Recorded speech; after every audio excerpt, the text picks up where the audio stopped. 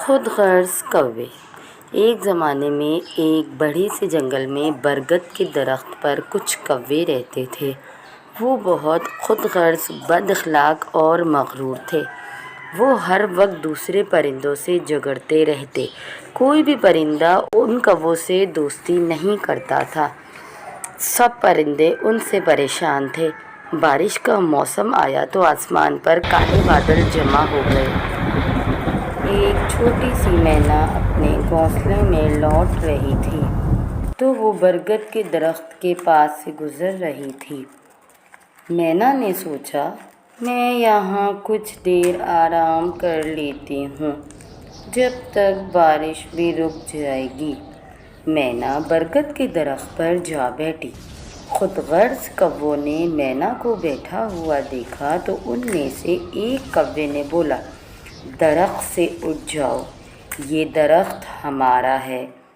مینا نے عاجزی سے جواب دیا، بارش کا موسم ہے، میرا گھونسلہ اس جنگل سے بہت دور ہے۔ بھائی، مجھے اس درخت پر کچھ دیر آرام کرنے دو، جیسے ہی بارش رک جائے گی میں چلی جاؤں گی۔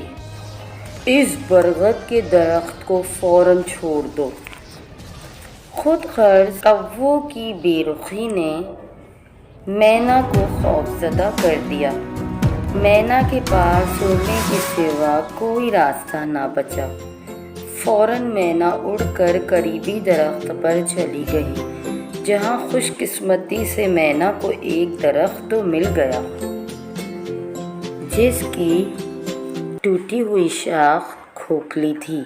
مینا نے وہیں پناہ لے لی۔ تھوڑی دیر بعد بارش تیز ہو گئی۔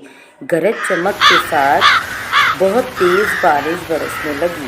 تیز ہواؤں کی وجہ سے پتے اور شاخیں بھی کووں کو پناہ دینے کے لیے کافی نہیں تھے۔ بہت سی ہواؤں کی وجہ سے کوے زخمی ہو گئے، جبکہ مینا کھوکھلی شاخ میں محفوظ تھی۔ ان کووں میں سے ایک کوے نے کہا، مینا کو دیکھو، وہ کتنی آرام دہ جگہ پر ہے، ہمیں بھی چلنا چاہیے۔ دوسرا بولا، مجھے نہیں لگتا کہ وہ ہمیں کھوکھلا حصہ بانٹنے دے گی، اسے جب اس درخت کی ضرورت تھی تب ہمیں اس سے ہمدردی نہیں تھی۔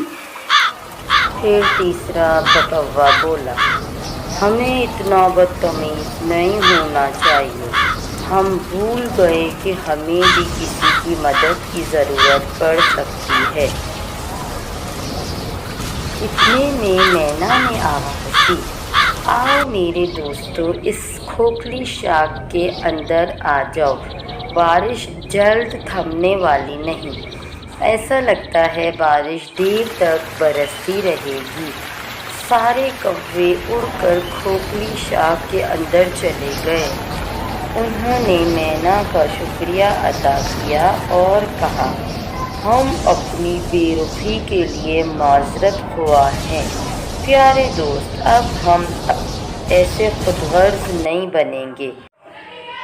پھر سب کوے بارش کے رکنے تک مینا کے ساتھ اس کھوکھلی شاخ میں محفوظ رہے۔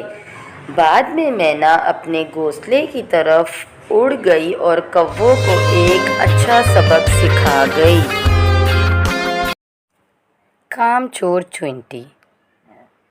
پیارے بچوں، ایک چیونٹی تھی جو بہت ہی زیادہ کام چور اور ناکارہ تھی۔ اس چیونٹی کا نام لولو تھا۔ وہ سارا دن آوارہ گردی میں گزار دیتی تھی۔ اس کا دل کام میں بالکل بھی نہیں لگتا تھا۔ وہ آنے والے وقت کی فکر بالکل بھی نہ کرتی تھی۔ اس کی ساتھی چڑیا سارا دن کام کرتی اور آنے والے وقت کے لیے راشن جمع کرتی، لیکن لولو کو اس بات کی کوئی پرواہ نہیں تھی۔ ایک دن لولو کی دوست لولو کو سمجھانے کی کوشش کر رہی تھی، بہن لولو، ٹھنڈ کا موسم آ رہا ہے اور ٹھنڈ میں کھانا ملنا مشکل ہوتا ہے، تو تمہیں چاہیے کہ ابھی سے اپنا کھانا جمع کر لو، کہیں ٹھنڈ میں بھوک سے نہ مر جاؤ۔ لیکن لولو پر اس کی بات کا بھی کوئی اثر نہ ہوا اور اس نے ٹوٹو سے کہا، بہن ٹوٹو تم میری فکر نہیں کرو، مجھے گرمی میں بہت آسانی سے کھانا مل جاتا ہے اور مجھے ایسے ہی ٹھنڈ میں بھی کھانا مل جائے گا اور میرے لیے کھانا جمع کرنا کوئی بڑی بات نہیں ہے۔ پھر ٹوٹو نے کہا کہ کیا تمہیں یاد ہے انکل جوجو بھی ٹھنڈ میں کھانا نہ ملنے کی وجہ سے مر گئے تھے؟ اب تم کیا چاہتے ہو اس دفعہ تمہارے ساتھ بھی ایسا ہو؟ ایسا مت کرو، میں تمہیں ٹھنڈ آنے سے پہلے ہی سمجھا رہا ہوں، ایسا نہ ہو کہ پھر دیر ہو جائے۔ لولو ہنسا اور اس نے ٹوٹو سے کہا، مجھے یاد ہے انکل جوجو اپنی بے وقوفی کی وجہ سے مرا تھا اور میں بے وقوف نہیں ہوں اور میں ٹھنڈ آنے سے پہلے اپنے سارے کھانے کا انتظام کر لوں گا، تم فکر مت کرو۔ ٹوٹو نے کہا کہ مجھے ابھی کچھ کام ہے اور میں جا رہا ہوں اور ٹھنڈ آنے والی ہے، مجھے بہت سارا راشن بھی جمع کرنا ہے، میں بار بار تمہیں سمجھانے کے لیے نہیں آؤں گا۔ دن گزرنے لگے اور ٹھنڈ آنے لگی، لیکن لولو کو راشن کا ذخیرہ کرنے کا وقت ہی نہ ملا۔ اس کی زندگی تو گھومنے اور سوتے ہی گزر گئی، لیکن اس کو پچھتاوا تب ہوا جب اسے ٹھنڈ میں کھانا ملنا مشکل ہو گیا۔ اس وقت اسے احساس ہوا کہ اس نے غلطی کی اور ٹھنڈ جیسے ہی بڑھی پورے جنگل نے برف کی چادر اوڑھ لی۔ تب لولو کو کھانا ملنا مشکل ہی نہیں بلکہ ناممکن ہو گیا اور تب لولو کو احساس ہوا کہ ٹوٹو نے بالکل صحیح کہا تھا، لیکن اب پچھتانے سے کوئی فائدہ نہیں تھا۔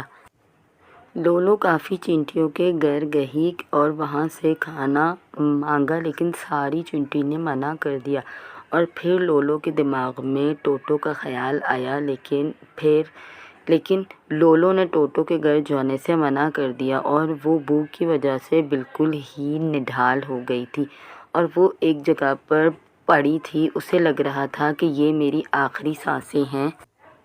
لیکن پھر ٹوٹو لولو کے پاس آئی اور اس نے اسے کہا کہ میں نے تمہیں بہت سمجھایا لیکن تم نے میری ایک نہ مانی، اب تم آؤ میرے ساتھ، میں نے زیادہ راشن جمع کیا ہے، مجھے پتا ہے تمہاری زندگی تو گھومنے اور کھیلنے میں ہی گزر گئی ہے، تم پر یہ وقت ضرور آئے گا، اسی لیے میں نے تمہارے حصے کا راشن بھی جمع کیا ہے۔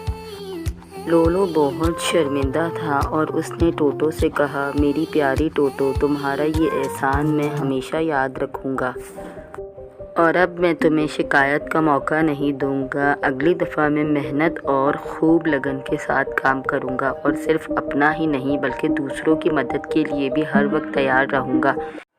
لولو کی بات سن کر ٹوٹو بھی خوش ہو گئی اور یہاں کہانی ختم ہوئی۔